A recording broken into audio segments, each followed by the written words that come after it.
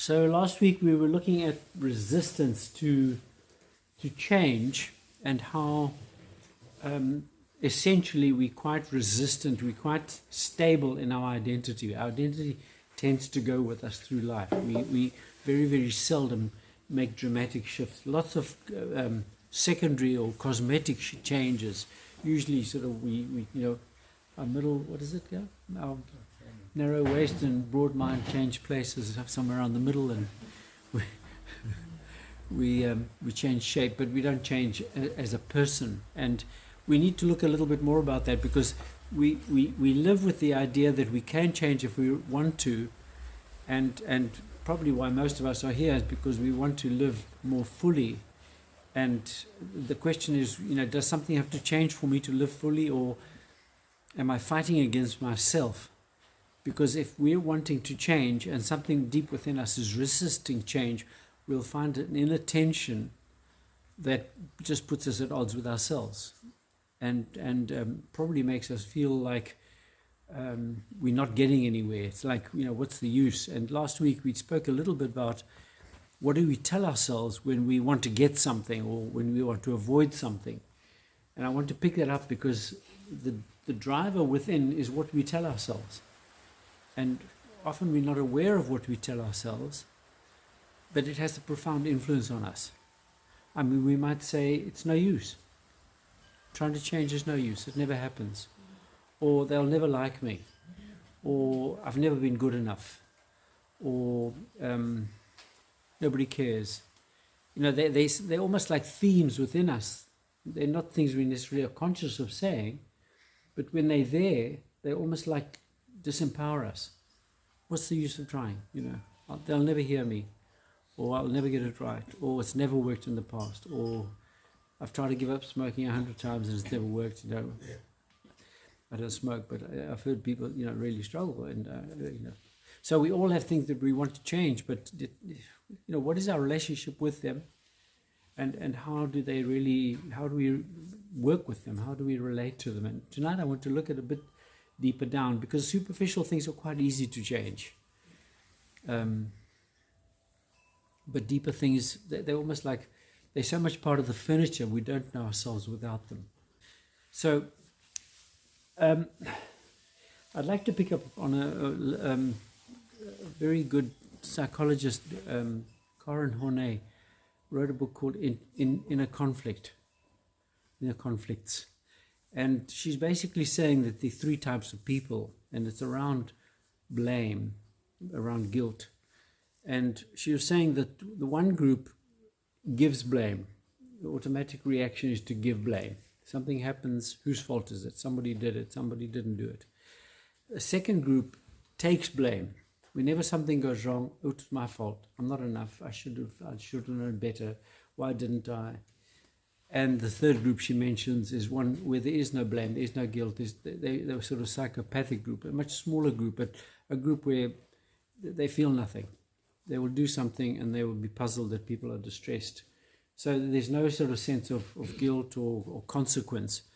But the first two groups intrigues me because we tend to be one or the other. We tend to live in a pattern where when something goes wrong, we take blame. Oh, I should have tried harder, or I didn't, or I could have, and that's almost part of our makeup. And I want us to just reflect on how that affects us, whether we tend to be people who take blame, or who tend to think that we should have done more, we could have done more, we didn't do enough, we weren't enough.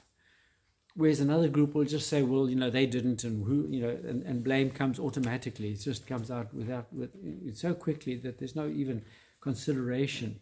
And so it's almost like, well, they should have done it differently, or why is this happening? Why isn't that happening? And that affects one profoundly, because if you take blame, it's always you carrying the responsibility, you're carrying the guilt, you're carrying the consequence of what's happening, and it comes from a deeper existential crisis where we feel we're not enough, or we feel that somehow we haven't got it right. So if something has gone wrong, we must be to blame. There must be something I could have done differently, and that's quite a low.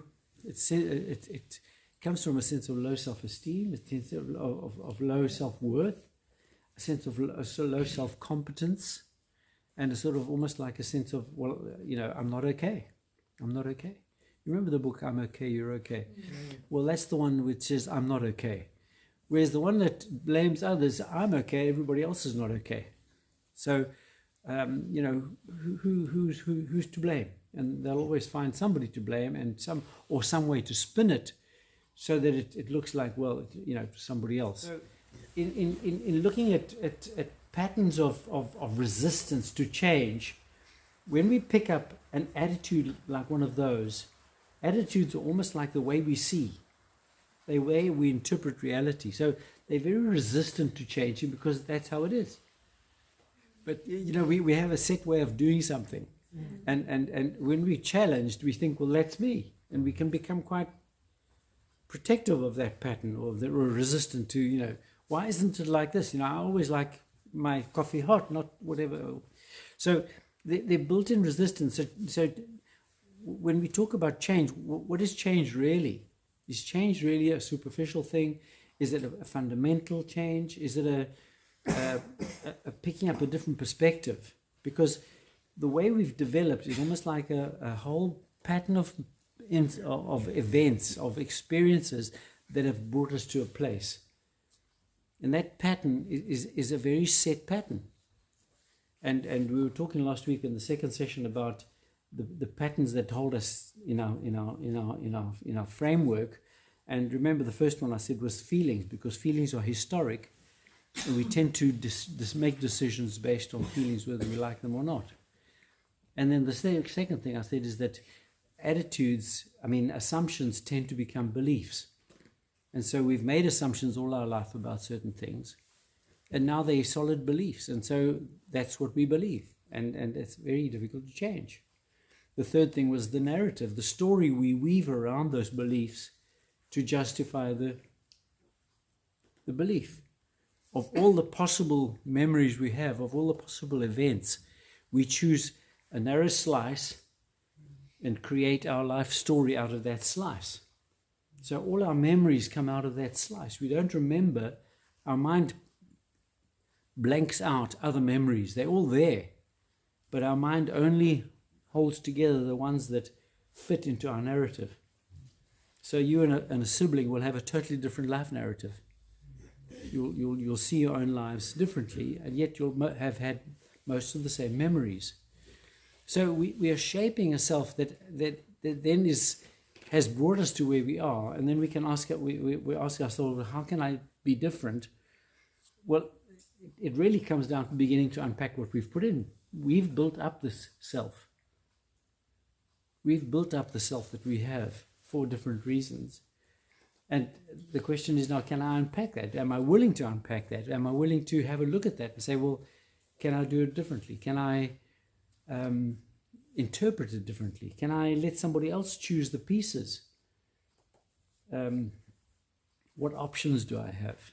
And what pictures actually am I carrying that actually will give me different options? Because we have to imagine a change before we can actually enter a change. We have to imagine a different scenario before we'll actually begin to actually work towards it. So the question is also, what dream, what imagination, what imagining am I heading towards? What am I wanting to do or become or achieve or get to? And again, that's a very telling question, because, are they my dreams? Are they my dad's dreams for me, my family's dreams, my culture's dreams? Are they anti-dreams? Are they things I've said I've never want to do that because they did that and I really don't want to do that, so I'll do the opposite? So, what is the guiding image that around the change that we're wanting to see? And we're needing to almost like be willing to have a look at the makeup that we've developed. And sometimes that's the hard part, because it's like, are we willing to take a look? Are we willing to really know? Are we willing to explore? Are we willing to sift through and see what's there? Remember when I was young, we moved to Johannesburg, and there were gold mines everywhere, these orange mountains everywhere in the south of Johannesburg. If you fly over there now, there isn't one. the main reason for that being is that they realized that the process they used 50 years ago was not nearly as adequate as it is today. And so they've re-sifted or gone through, reprocessed all the mine dumps and got masses of gold out that didn't come out the first time. So with a rerun, they've changed the whole landscape.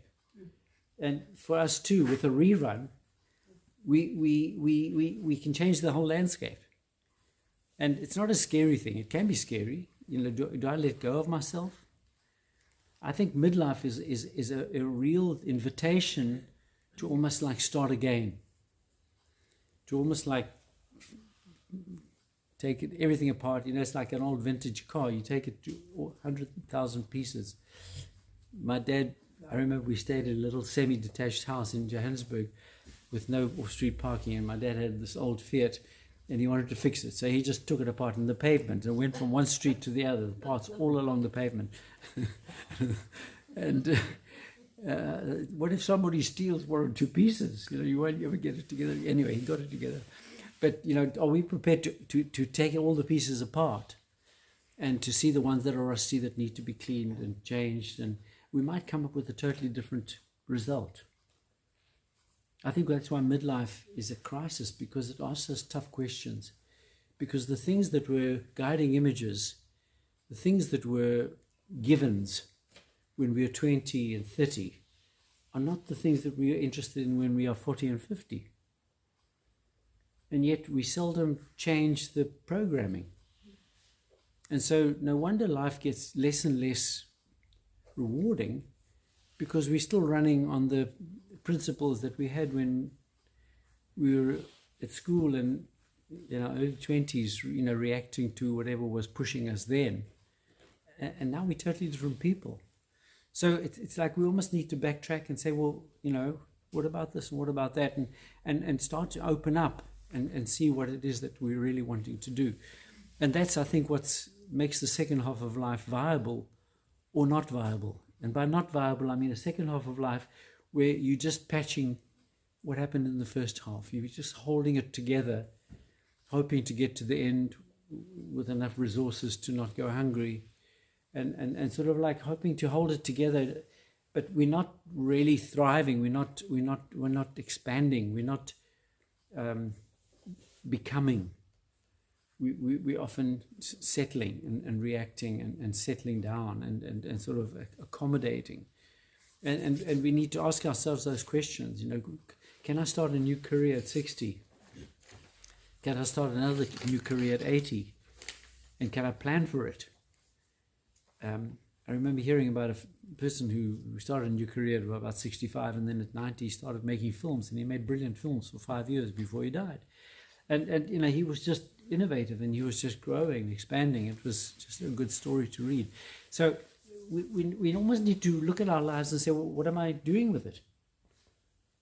What am I doing with it? Am I wanting to develop it? Am I wanting to just accommodate and just lessen the discomfort? And unfortunately, a lot of what we do, because it's related to the feelings we have, we tend to move towards comfort. What feels good, what feels comfortable, what feels relaxing, what we enjoy. Not that that's bad, but the growth is usually on the side where we're uncomfortable. So we know we're accommodating the lack of growth.